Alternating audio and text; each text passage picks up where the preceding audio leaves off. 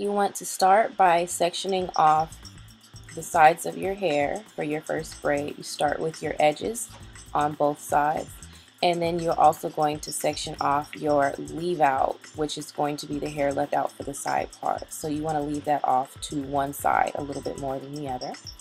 Start braiding from the middle of the leave out area and come around the sides, down the edges, and continue around to the back, around the bottom of the nape.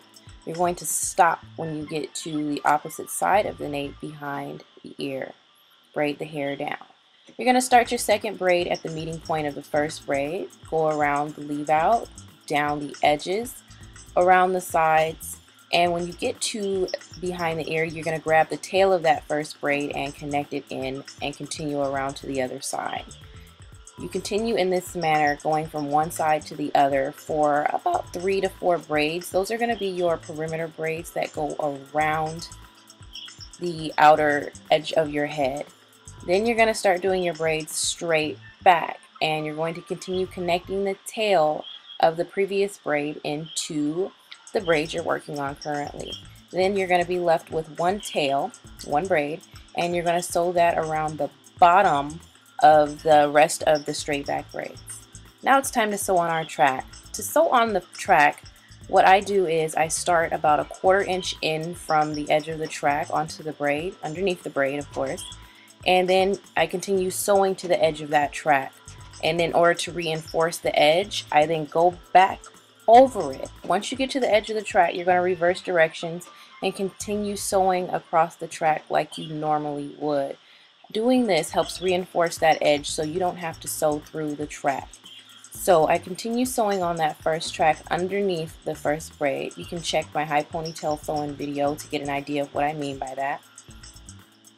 Continue sewing until you get to the other side, and of course you see I'm folding the wefts. Fold the weft over and then reverse directions and go around to the other side. The rest of these photos are just going to show you a sample of the track placement that I'm using on this particular client for the side part.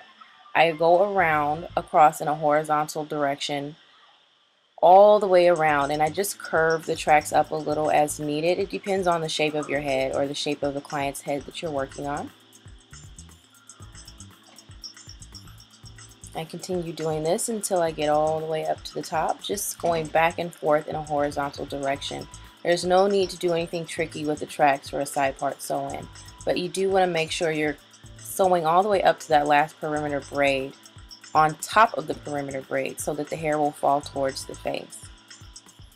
Once you get to the very top, that last braid, the first 2 braids that we did around the perimeter, you're going to sew one track underneath that top braid. That's going to fill in any gaps that you may have.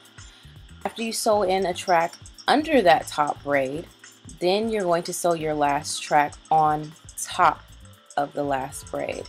That's going to cover the braid, and it's going to make blending a lot easier for you. As you can see, there's no braid showing around the leave out.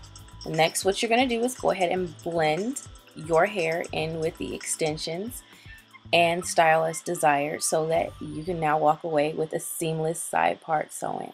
I hope you all enjoyed this video. I hope it was helpful. Thank you for watching, and I'll talk to you next time. Bye.